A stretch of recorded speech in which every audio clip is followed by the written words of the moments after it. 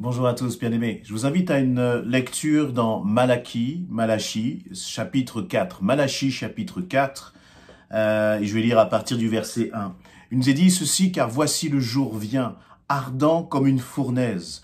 Tous les hautains et tous les méchants seront comme du chaume. Le jour qui vient les embrasera, dit l'Éternel des armées. Il ne leur laissera ni racine, ni rameaux. Mais pour vous, qui craignez mon nom, se lèvera le soleil de la justice. Et la guérison sera sous ses ailes. Vous sortirez et vous sauterez comme les veaux d'une étable, et vous foulerez les méchants, car ils seront comme de la cendre, sous la plante de vos pieds. Au jour que je prépare, dit l'Éternel des armées, souvenez-vous de la loi de Moïse, mon serviteur, auquel j'ai prescrit en Horeb pour tout Israël, des préceptes et des ordonnances. Voici, je vous enverrai Élie, le prophète, avant que le jour de l'Éternel arrive, ce jour grand et redoutable. Il ramènera le cœur des pères à leurs enfants et le cœur des enfants à leurs pères, de peur que je ne vienne frapper le pays d'interdit. Donc voilà ce dernier chapitre du livre de Malachie, qui est le dernier livre de l'Ancien Testament. Malachie qui fait partie de ce qu'on appelle les petits prophètes, petits non pas par, j'allais dire, le ministère que Dieu leur a accordé, mais petits plutôt par le nombre, la taille des livres qui leur sont, dont ils ont été auteurs inspirés par le Saint-Esprit. Et ça, ce qui m'a interpellé, eh bien, lors de l'un de nos temps de prière, une sœur a partagé justement ce verset, et ce verset, alors de quel verset je suis en train de parler? Le verset 2. Mais pour vous qui craignez mon nom, se lèvera le soleil de la justice, et la guérison sera sous ses ailes. Vous sortirez et vous sauterez comme les veaux d'une étable, et vous foulerez les méchants. Et pendant que notre sœur était en train de lire ce verset-là, j'avais cette image vraiment dans ma tête de ces veaux qui sont là en train de sortir de l'étable. Dieu nous compare à des veaux. Dieu te compare à un veau. L'Éternel te compare à un veau. Et tu pourrais te dire, mais qu'est-ce que c'est que cette image qui paraît peu valorisante?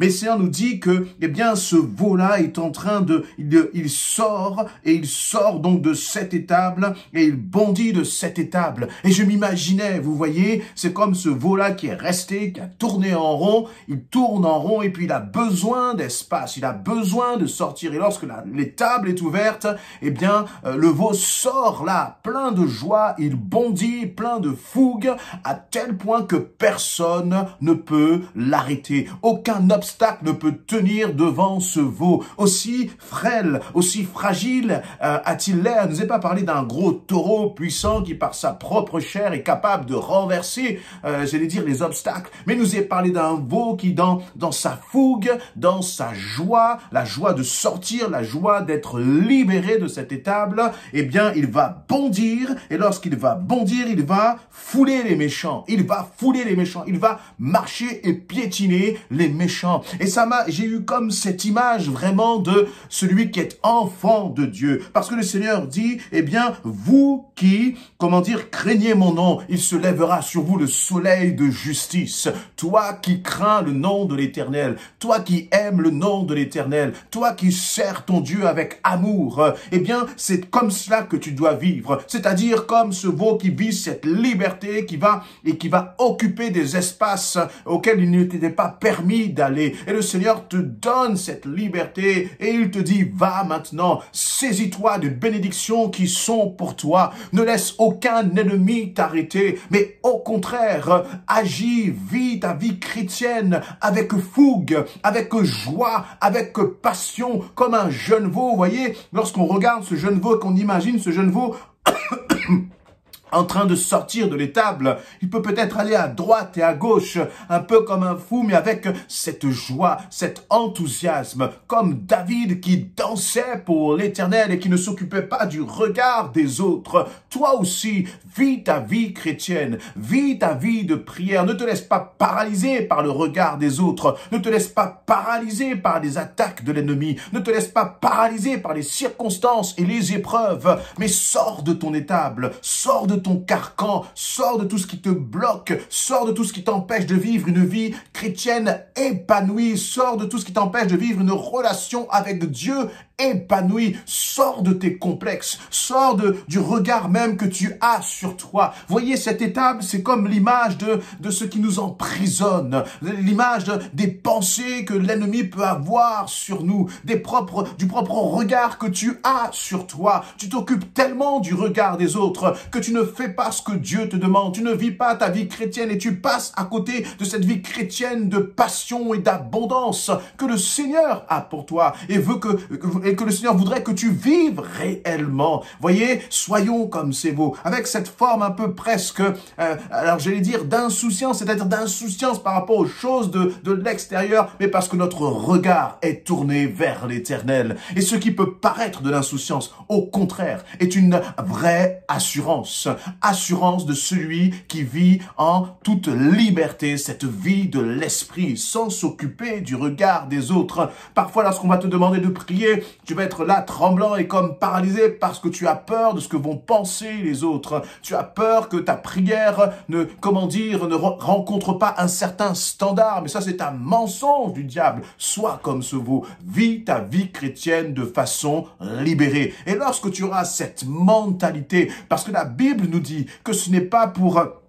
la Bible nous dit que c'est pour la liberté que Christ t'a affranchi. Alors vis vraiment ta vie chrétienne dans cette liberté de l'esprit. Et lorsque tu vas commencer à vivre dans cette liberté de l'esprit, eh bien, il va se passer exactement ce qui se passe pour ce veau. C'est que tu vas sauter comme le veau d'une étable et tu vas fouler les méchants. C'est-à-dire que lorsque tu vas décider de vivre pleinement ta vie de chrétien dans cette liberté de l'esprit, débarrassé de tout ce qui te bloque, débarrassé de tout ce qui pèse sur tes pensées, tu sais très bien que lorsque tu vas commencer à prier dans l'église, que tu vas commencer à prier à haute voix avec des frères et des sœurs, tu sais très bien qu'il y a quelque chose derrière cela qui est une bénédiction pour toi, mais aussi ta prière va être une bénédiction pour les autres. Il y a tant de choses sur lesquelles le Seigneur t'envoie, mais tu as peur et tu sais pourtant que si tu obéis au Seigneur, tu vas vivre comme ce veau, cette liberté de l'esprit et tu vas commencer à partir de ce moment-là,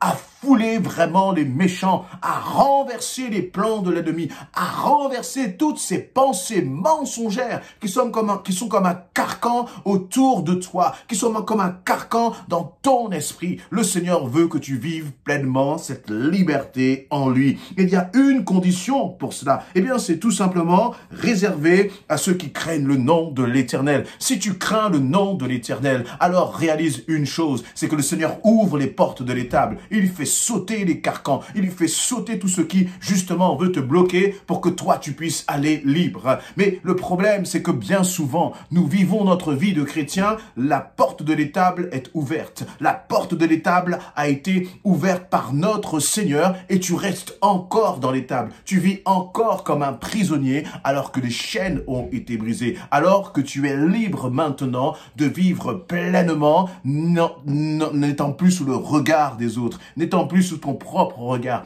mais étant simplement sur le regard de ton Seigneur. Alors, je t'invite vraiment à vivre ta vie de chrétien, ta relation avec Dieu dans cette liberté de l'esprit et tu verras, le Seigneur te dit, eh bien, vous qui craignez mon nom, eh bien, mais pour vous qui craignez mon nom, se lèvera le soleil de la justice. Et j'aime aussi ce mot, craindre le nom de l'Éternel. Qu'est-ce que tu crains? Tu crains tout, sauf peut-être le nom de l'Éternel. La seule chose que tu dois redouter, c'est le nom de l'Éternel. Tu n'as pas à redouter le regard des hommes. Tu n'as pas à redouter la pensée des hommes. Mais la seule chose que tu dois redouter, c'est de toujours plaire à ton Seigneur. Et j'ai l'impression que parfois, dans nos choix, dans nos décisions, Dieu passe au dernier rang. Dans nos choix et nos décisions, nous faisons en fonction de ce que les autres pensent, alors que nous devons faire une seule chose, c'est honorer Dieu, chercher à être agréable à notre Dieu, lui apporter un culte qui lui soit agréable. Et c'est la seule chose qui compte.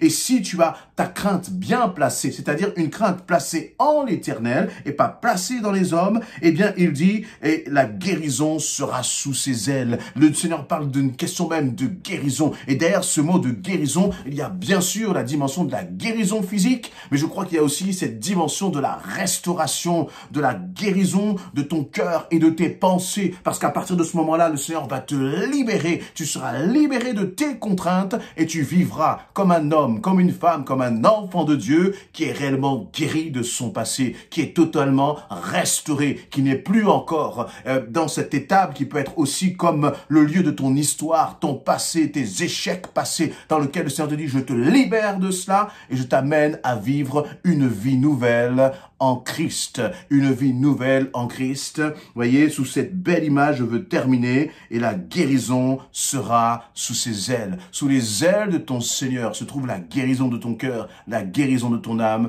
et la guérison de ton corps. Sois encouragé et fortifié par ces paroles dans le beau nom de Jésus-Christ. Et si cela t'a fait du bien, n'hésite pas à, à le partager à d'autres à qui cela pourrait aussi encourager. Amen.